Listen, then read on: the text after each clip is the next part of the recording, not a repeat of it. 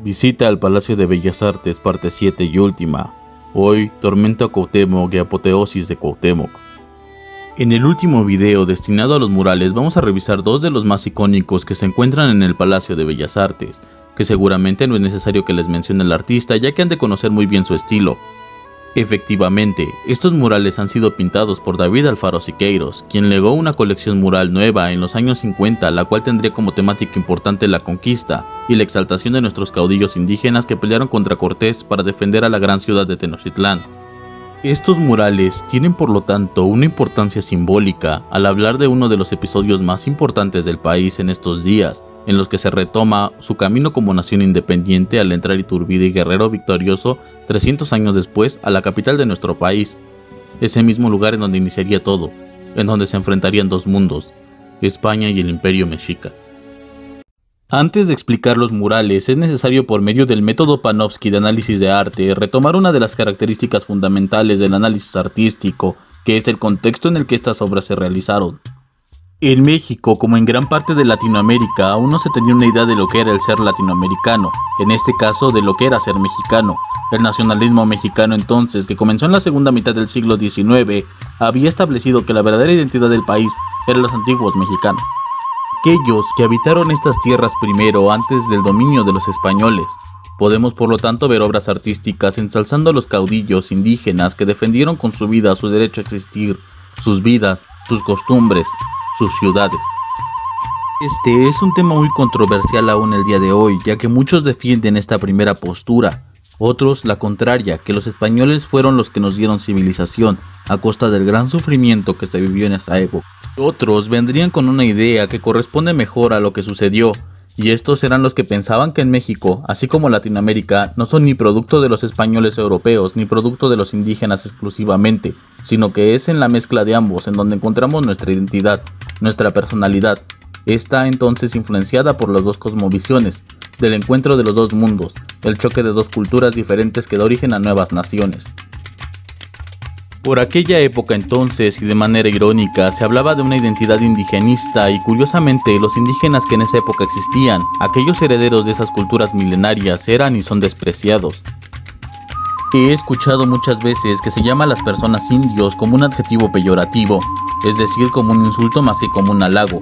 Los más pobres y atrasados son las comunidades indígenas, las cuales no se toman en consideración y solo suelen ser mano de obra barata, sino que es que sus artículos que ellos mismos fabrican como artesanías o aquellos que ellos mismos producen, como las tortillas, la miel, el aguacate, el queso, entre otros productos, suelen ser despreciados, mientras se accede a tiendas de productos extranjeros. Nuestros productos, los que vienen de las tierras de nuestros ancestros, suelen ser olvidados. Asimismo, en esa época como en esta, los indígenas eran insultados. Asimismo, como se alababan las obras con temática indígena, los verdaderos indígenas eran ignorados y despreciados. Hubo en ese entonces, durante la época porfiriana, una gran cantidad de casos, no solo de desigualdad económica y social, sino también de guerras y conflictos en contra de los indígenas, como la guerra del Yaqui o la esclavitud de indígenas mayas en las plantaciones del Enequén en Yucatán, en donde un periodista estadounidense retrataría esta realidad en su libro México Bárbaro, y donde también los sobrevivientes de la guerra o genocidio de Yaqui serían trasladados como esclavos a las plantaciones antes mencionadas. Siguiendo con esta narrativa de los caudillos mexicas que lucharon contra los españoles y sobre todo el último de los señores mexicas, Cuauhtémoc, quien defendió la ciudad de Tenochtitlán de mayo de 1521 al 13 de agosto del mismo año, en donde cayó finalmente la ciudad y fue hecho prisionero por los españoles, el primer mural narra la tortura o tormento que sufrió a manos de los conquistadores. Tormento a Cuauhtémoc. Se cuenta que cuando los españoles capturaron a Cuauhtémoc, conociendo que la ciudad tenía oro, se contaba que el mismo emperador mexica tenía en su poder un tesoro, el tesoro de Cuauhtémoc, que despertó en los españoles la avaricia de hacerse con esa riqueza. Sobre todo Hernán Cortés, que debía pagar a sus hombres por la expedición y la batalla, temiendo que se amotinaran si no lograba darle la riqueza prometida. Por ello, ató a Cuauhtémoc y le quemó los pies, así como al señor de Tlacopan, que también fue capturado y que también había luchado contra los españoles. Al lado del gran mexica se puede observar el rostro de Cuauhtémoc, que parece más consternado por la caída de su ciudad y que resiste el dolor con aplomo. Pero el rostro del señor de Tlacopan demuestra el sufrimiento que les ocasiona el tormento y con las manos hace una plegaria a los dioses para que terminen con esa situación. Detrás de los atormentados está el ejército español con sus armaduras. A ninguno de ellos se les ve el rostro, pues está cubierto con los cascos, por lo que no podemos ver sus expresiones. La única forma de saber cuáles son sus emociones ante la imagen es ese perro en cuyo rostro se refleja la rabia, la ira, el odio. Los españoles trajeron consigo perros de combate que se diferenciaban a los perros nativos de estas tierras, ya que los perros de los mexicas eran animales dóciles y de compañía que nunca se habían usado para el propósito de la guerra. Incluso una de esas razas aún existe y se llama Xoloescuincle, quien se creía acompañaba a los muertos por el Mictlán para sortear las dificultades que el espíritu se encontrara en su camino. También fue relacionado este animal con el hermano de Quetzalcóatl, el dios del ocaso, llamado precisamente Xolotl. Por lo que los perros de guerra, que era una raza totalmente desconocida para los mexicas, ocasionaban grandes daños a los guerreros que luchaban contra los españoles. Es por ello, esta representación de este animal, que también nos muestra la expresión de violencia que los españoles tienen detrás de sus cascos. Al lado de uno de los guerreros españoles se puede ver una figura femenina con una lengua alargada, como si estuviera diciendo algo o susurrando algo al oído del soldado. Esta figura es la Malinche, Malitzin o Doña Marina, como la llamaron los españoles.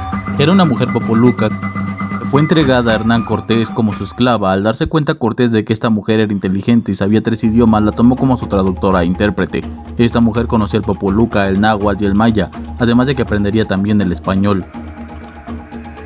Muchos tal vez se hagan la pregunta de cómo interpretaba para Cortés si es que no sabía español en un principio.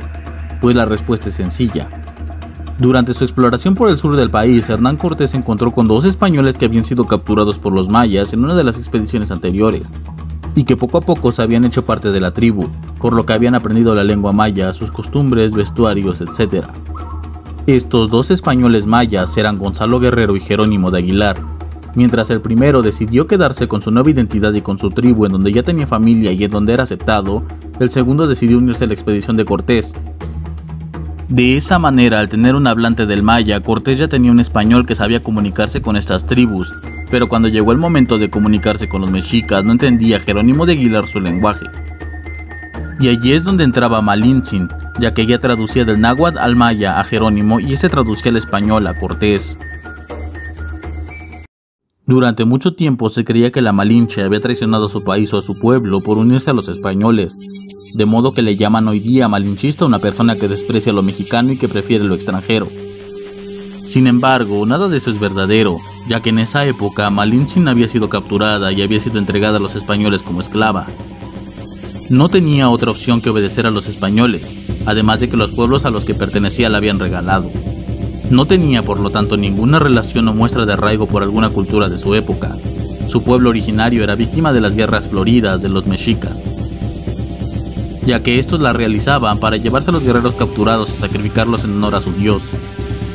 En esa época tampoco había una nación a la cual aferrarse, así que su supuesta traición no es exacta, al menos no a una nación en particular, ni a persona alguna, pues no debía lealtad a nadie. Aquí por ello es representada de esa manera, susurrando a los oídos del soldado español por su función como intérprete. Del otro lado del mural, en la posición opuesta, tenemos a unas mujeres, una de ellas con las manos estiradas y llenas de sangre. Es la madre patria que sangra al ser derrotada, al ser sus hijos derrotados y torturados. Hay también una niña con los brazos también estirados, pero que no tiene manos, representando la impotencia. No se puede hacer ya nada. Los bravos guerreros y los valientes caudillos han sido derrotados y la patria conquistada. Es la frustración, la impotencia de no poder ya dar remedio a la situación. También representa la juventud, la niñez, ya que no solo hombres guerreros perdieron la vida, sino también mujeres, ancianos y niños que fueron asesinados en la violenta acción de la conquista. Tenemos también a las mujeres que tienen niños en brazos y están también llenas de sangre en el rostro. Son las madres de los futuros mexicanos, son aquellas que representan el mestizaje, muchas de ellas abusadas y embarazadas por los españoles, quienes las violaron. Y el producto de esta despreciable acción serán los futuros mexicanos. Al fondo vemos las nubes que se acercan a la escena. Tal vez el dios Tlaloc está respondiendo a los ruegos del señor de Tlacopan y ha de hacer llover para apagar las llamas de la tortura. Finalmente, vemos en el fondo un detalle que suele pasar desapercibido, y son los soldados españoles que están como adheridos a sus caballos. Es decir, que en ese cuadro el español y el caballo es el mismo individuo, como si fuesen centauros. Esto lo pintó nuestro artista así, debido a que los mexicas no conocían a los caballos, Entonces cuando veían a los españoles montados en ellos, creían que era una sola criatura. Esta representación del tormento de Cuauhtémoc no solo la produjo Siqueiros, sino otros artistas, dándole diferentes perspectivas a este acontecimiento que es más que una leyenda. Segundo mural, apoteosis de Cuauhtémoc. Cuando nos referimos a la apoteosis es significado de grandeza, de poder, que nos representa este personaje, que es el personaje principal del mural. Cuauhtémoc está de pie con una armadura española y con un macuahuitl, en donde acaba de asestar un golpe al centauro, que es la segunda figura importante del mural. Se puede ver el caballo y la cabeza del español que es lanzado contra la pirámide al ser derrotado. Se ven también a los mexicanos, a los mexicas, quienes apoyan a su líder en contra del invasor, del conquistador, el pueblo de Cuauhtémoc, que le ha dado todo su apoyo. La vestimenta de Cuauhtémoc, dicen algunos, puede tener el significado de la unión de razas. La armadura española y el caudillo mexica, mestizaje, sincretismo, es tal vez lo que representa. Sin embargo, en una entrevista que se le hizo a Siqueiros sobre sus murales, el autor respondió que la armadura significaba la tecnología, pues este mural nos dice que si los mexicas hubiesen tenido la tecnología de los españoles, los hubieran derrotado fácilmente, ya que también es una crítica a las naciones más avanzadas tecnológicamente que invaden otras menos avanzadas y las destruyen fácilmente. Es el mal uso que se le da a la tecnología, que en lugar de ayudar al ser humano lo destruye y se usa para destruir. ¿Será también acaso una crítica a las bombas atómicas de Hiroshima y Nagasaki que destruyeron miles de vidas humanas en tan solo unos segundos, vaporizados por la tecnología mal aplicada? Ese horror de las guerras que ha mejorado no la vida, sino la forma de matar. Es la comparación necia entre Estados Unidos y naciones como México o cualquier país latinoamericano, que si quisiera invadirnos lo haría fácilmente por su mayor tecnología y arsenal, que amenaza la paz del mundo. Me recuerda también a los zulus y a los ingleses, quienes con armas de fuego y ametralladoras eran mucho más letales que las lanzas y los escudos hechos por estas tribus africanas, que aún así se enfrentaron al enemigo que buscaba quedarse con sus tierras. Una lección que debemos aprender: el uso de la tecnología para la mejora de la vida humana, no para la destrucción de la misma. Esto en el aniversario del Día de la Raza tiene mucha importancia, significado de nuestra historia que nos sigue dando lecciones, que en el arte se han plasmado para darnos un mensaje.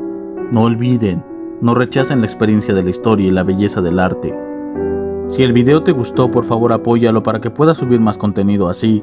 Espero que hayas disfrutado el recorrido por los murales del Palacio de Bellas Artes, todos ellos hermosos exponentes del arte en México y de mensajes poderosos que nos relatan nuestra historia, nuestra ideología y la respuesta ciertamente de cuál es nuestra identidad como mexicanos, como latinoamericanos, como humanidad. Muchas gracias. Hice este video el Día de la Raza, es decir, el 12 de octubre, que al igual que otra proclama del mismo mes no debe olvidarse, ya que nos muestra la conmemoración de la llegada de Colón a América.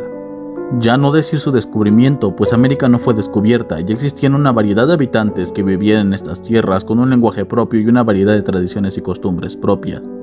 Fue más bien la llegada de los europeos a estas tierras que traerían consigo una gran repercusión para el futuro de una serie de eventos que desencadenarían la conquista del continente y posteriormente el deseo de emancipación, que terminaría creando a las naciones latinoamericanas y a las naciones emergentes que conformarían nuevos pueblos con identidades propias, con una historia de lucha, de liberación, de cultura que nos transformarían en lo que somos hoy en día. Cuando se habla de conmemorar, no es cuestión de celebración, sino solo del hecho de recordar lo que no tiene que ser olvidado, pues la historia es nuestra memoria común, como humanidad, y es la manera que tenemos para entendernos, para saber de dónde venimos y hacia dónde vamos. Entender sus lecciones es importante para evitar que las atrocidades cometidas se vuelvan a repetir. Es por ello que decidí que este video estuviera disponible hoy por el mensaje y la carga simbólica que este día tiene, que nos haga aprender y ser más humanos, así como tolerantes y celebrar la diversidad cultural de nuestros pueblos originarios. Sin olvidar también que somos todos nosotros latinoamericanos, producto de la mezcla cultural entre Occidente y las civilizaciones indígenas, una variedad de cosmovisiones que nos hace ser la raza cósmica. Una dialéctica, un sincretismo que nos hace ser quienes somos y nos debe hacer sentir orgullosos de la diversidad de nuestros pueblos. El muralista Rufino Tamayo nos muestra en un mural que también se encuentra en Bellas Artes, pero que no siempre se llega a explicar su significado, esta realidad. Este mural precisamente se llama Nacimiento de nuestra nacionalidad. Y vemos en este mural una combinación de colores lúgubres, varias ruinas, destrucción que corresponde al proceso de conquista, en donde podemos observar también a una mujer dando a luz un niño, que tiene dos colores diferentes, el color moreno y el color blanco. que representa a la nueva sociedad, los nuevos habitantes de este país, al mexicano, al mestizo.